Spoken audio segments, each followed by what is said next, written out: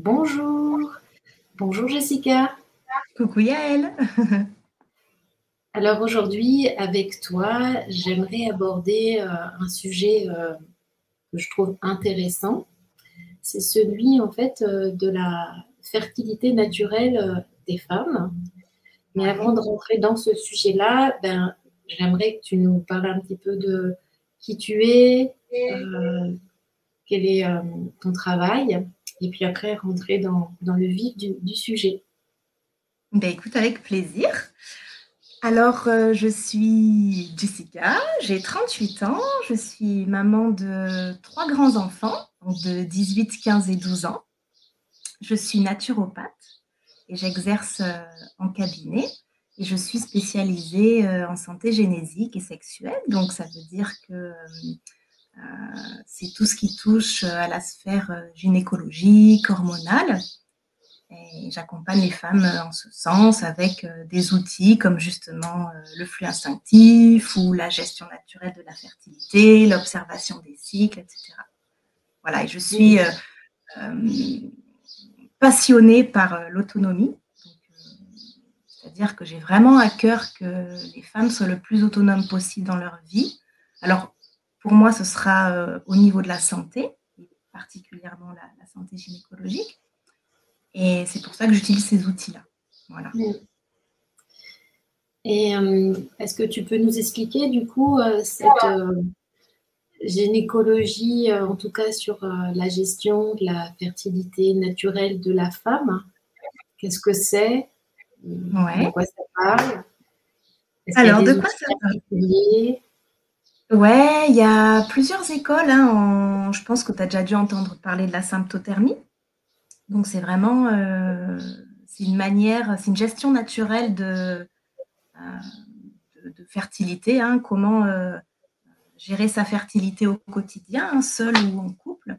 C'est une méthode combinée qui va utiliser la température au réveil, plus l'observation de sa glaire particulièrement. Et voilà, donc ça va être une observation quotidienne, absolument, et qui va permettre d'être autonome, c'est-à-dire de connaître sa phase fertile, sa phase infertile, et voilà, qui peut être utilisée à tous les stades de la vie, que ce soit en ménarche, en début des menstruations, quand on est même jeune fille, avant d'avoir ses menstruations, on peut commencer l'observation. Ensuite, tout au long de la vie de la femme, en périnatalité, pendant l'allaitement, après l'accouchement et en préménopause. Voilà, donc il y a vraiment une vraie gestion de sa fertilité qui est vraiment passionnante et qui permet aux femmes d'être vraiment autonomes et de se connaître soi surtout. Ça, c'est chouette. Et qu'est-ce que ça va permettre en fait dans cette connaissance, connaissance du corps et de la fertilité? C'est-à-dire qu'on peut imaginer que pour une femme qui est en train de rentrer dans la ménopause, est-ce que ça va être un indicateur? Est-ce que c'est quelque chose qui va lui parler de son corps, de ses émotions? Oui, tout à fait. Quand on est en préménopause, apprendre la symptothermie, en tout cas la gestion naturelle de la fertilité, que ce soit qu'on l'ait pratiqué de nombreuses années avant ou qu'on soit novice, va vraiment mettre l'accent sur, en tout cas, les femmes que j'ai pu accompagner en ce sens sont ravies de pouvoir traverser cette période-là qui est quand même qui peut être difficile, de la traverser plus en douceur, déjà d'une part, puisqu'elles vont être dans l'observation de leur cycle. Elles vont se rendre compte qu'elles sont en train de passer ce cap-là, ne serait-ce que par le changement de leur propre cycle, d'un cycle pour des femmes qui ont des cycles réguliers, on passe régulier à davantage d'irrégularité, jusqu'à ce qu'il n'y ait plus de menstruation du tout. Donc il y a vraiment ce passage qui se fait en douceur et qui est vraiment utile pour ces femmes-là sur sur tout ça, ouais, sur des points, la connaissance de soi, finalement, parce que pour des femmes qui prennent des hormones, par exemple, tu vois, ou qui ont des stérilés, ce genre de choses, c'est un passage, comment dire, qui va être plus difficile, puisqu'elles ne vont pas forcément s'en rendre compte. Tu vois, c'est un peu comme quelque chose qui va se pointer comme ça tout d'un coup, quoi. Là, il y a vraiment l'observation de ces cycles, il y a vraiment une reconnexion à soi qui se fait, et un accueil aussi, un accueil de ce féminin qui est là, et voilà. Et pour une jeune fille, c'est quelque part une forme d'initiation, de connaissance de toute cette transformation, que ce soit que les règles arrivent ou que les règles soient déjà là. Tout à fait, tout à fait. Ça peut vraiment être un tremplin pour les jeunes filles dans la découverte de soi, de leur sexualité aussi, hein, selon l'âge qu'elles ont. Après, tout dépend. Généralement, quand elles sont adolescentes, c'est vrai qu'elles ont un passage un petit peu plus difficile où elles sont moins centrées sur leur corps. Elles sont plus centrées vers l'extérieur, par exemple, hein, dans la relation sociale, etc.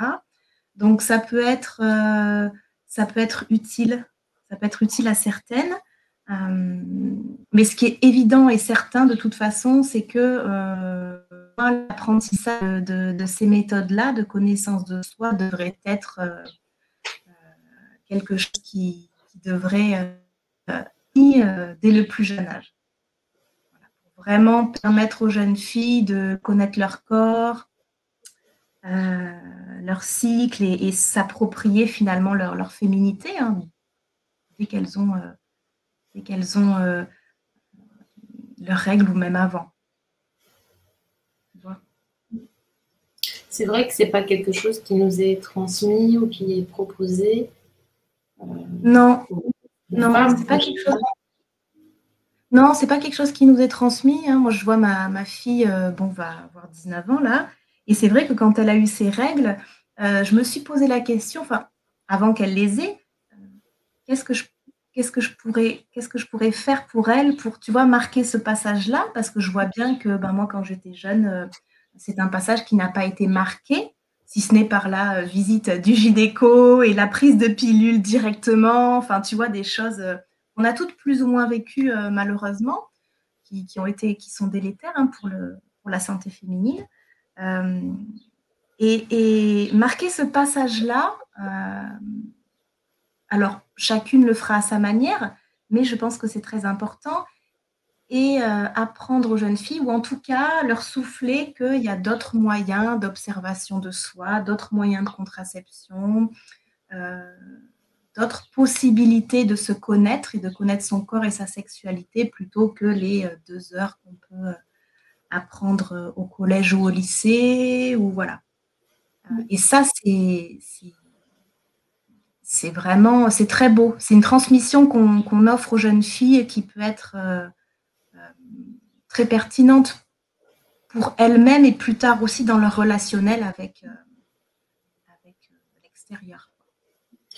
Quand tu dis le corps, en fait, moi j'entends aussi que c'est pas que la zone génitale, c'est-à-dire qu'il y a aussi du coup la poitrine. Est-ce que c'est vraiment tout l'ensemble ou c'est vraiment que sur la zone génitale? Alors, la symptothermie, elle est centrée sur l'observation de son cycle menstruel. Donc, ça va être les menstruations et effectivement la glaire, hein, puisque nous, les femmes, on a de la glaire. Hein, donc, c'est un mucus qui est fabriqué par les cryptes cervicales. Donc, effectivement, c'est plutôt centré sur cette zone-là, mais pas que, puisqu'on va observer aussi ces sensations, donc toujours à cet endroit-là, mais ça peut être les humeurs, ça peut être mal au sein, voilà, donc ça va être quand même assez global, mais il va y avoir une importance particulière à l'observation du corps finalement. Donc, c'est cette connexion à soi qui va s'affiner d'année en année et qui va être de plus en plus précise. Donc, on imagine aussi que quelque part, je cherchais le mot en fait sur cette idée de tabou parce que c'est vrai que en fait regarder son sexe, regarder à l'intérieur, regarder ses glaires, ça peut soit effrayer ou soit on a une certaine vision. C'est vrai qu'aujourd'hui il y a beaucoup de mouvements féministes, de mouvements en fait en tout cas voilà on a une meilleure connaissance et vision voilà, du sexe de la femme dans son anatomie. Mais je ne sais pas si, voilà, majoritairement, toutes les femmes ont une connaissance voilà, de leur sexe, de leur vulve, du vagin, de l'appareil. Pas du tout. Pas du tout. Je le vois de mon côté, je le vois en cabinet, en fait, en naturo. Quand les femmes viennent pour un problème particulier, je vois bien qu'il y a une méconnaissance de sa sexualité, de son appareil génital et tout simplement de comment elle fonctionne. Pour parler de mon expérience, je suis passée par là aussi puisque j'ai eu 3 enfants et c'est au bout de même où je me suis quand même posé des questions. J'avais la base classique qu'on a toutes, je savais à peu près ce que c'était le cycle menstruel, je savais à peu près à quoi servaient les règles, mais pas plus que ça. Même si j'avais une bonne connaissance de mon anatomie, parce que pour moi c'était comme ça. Pour d'autres femmes, c'est pas le cas du tout. Il y a vraiment un tabou à ce niveau-là, que ce soit culturel. Bon, voilà, chacun a son histoire, mais ça a été. Il a fallu attendre quand même que j'ai 3 enfants pour que je me questionne. Et j'ai dû passer par le flux instinctif. En tout cas, moi, c'est par là que je suis passée. Et je le constate aujourd'hui en cabinet, c'est toujours le cas. Ma fille, pareil, me dit souvent, maman, c'est impressionnant, à l'école, comme les copines, elles n'y connaissent rien. Donc, elle en parle facilement parce qu'au sein de notre famille, ça a été le cas. Mais voilà, on constate bien qu'il y a quand même une grosse méconnaissance de tout ça chez les femmes et j'imagine du coup chez les hommes aussi, quoi qu'il en soit. Et là, tu parles du flux instinctif. Est-ce que du coup, tu peux aussi voilà, nous en parler puisque je connais, d'autres femmes peut-être connaissent, mais je pense que majoritairement, toutes les femmes ne connaissent pas. Ben oui, avec plaisir. Oui, avec grand plaisir. Alors, le flux instinctif, pour moi, je vais appeler ça, j'aime bien l'appeler l'autonomie menstruelle, puisque comme je te l'ai dit tout à l'heure, voilà, j'aime bien ce terme-là. C'est tout simplement la gestion de ses menstruations par des contractions périnéales et vaginales, qui permettent de stocker son sein dans des fornix, qui sont autour du col de l'utérus, donc de l'exocole, et qu'on va apprendre à évacuer régulièrement tout au long de la journée, donc ce qui permet de se passer de protection périodique. Et voilà, donc il y a toute une éthique derrière, écologique, financière, et pareil, cette fameuse connaissance de soi, parce que pour le pratiquer, il faut s'écouter, il faut s'apprendre. Et voilà ce que je peux en dire pour le moment. Alors, est-ce que ça demande, par exemple, que la femme, elle ait un périnée très tonique? Parce qu'il peut y avoir aussi des femmes qui doivent se dire, finalement, j'ai un périnée très lâche, Tout à fait. Je ne pourrais pas, ou il faut que je sois jeune. Tout à fait, tout à fait. À l'époque, quand j'ai découvert le flux instinctif, donc je ne savais pas comment ça fonctionnait et je ne trouvais pas d'infos là-dessus. Donc, mon travail a été de comprendre comment ça fonctionnait. Et une fois que j'ai réussi à pratiquer, à vraiment bien pratiquer assez rapidement, je suis allée faire des échographies, passer des échographies, parce que j'avais 2-3 petites théories pour savoir où ça se stockait. Et donc, j'en ai découvert la physiologie. Et grâce à cela, effectivement, donc ça m'a permis d'approfondir encore plus la pratique et de pouvoir l'enseigner. Et de pouvoir répondre notamment à ces questions. Donc, effectivement, pour le pratiquer, il faut quand même avoir un périnée plutôt tonique. Mais la bonne nouvelle, c'est que le périnée, ça se muscle. Donc, comme c'est un ensemble de muscles, ça se muscle. Et a priori, si on n'a pas de problème particulier, je dirais, il n'y a pas de contre-indication et c'est tout à fait envisageable.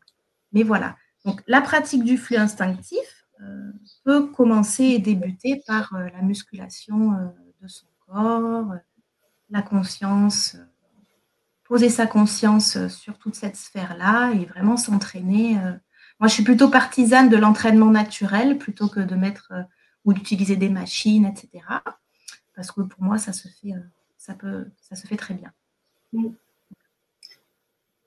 Est-ce que tu perçois du coup le fait que toi-même tu pratiques le flux instinctif, une autre relation finalement au sang, aux règles? Est-ce que ton regard de celui d'avant à aujourd'hui a changé?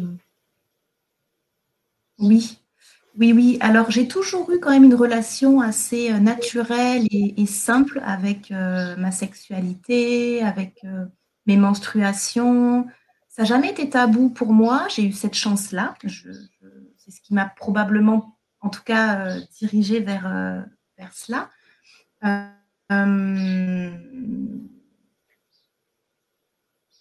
Mais je réfléchis à... C'était quoi ta question déjà?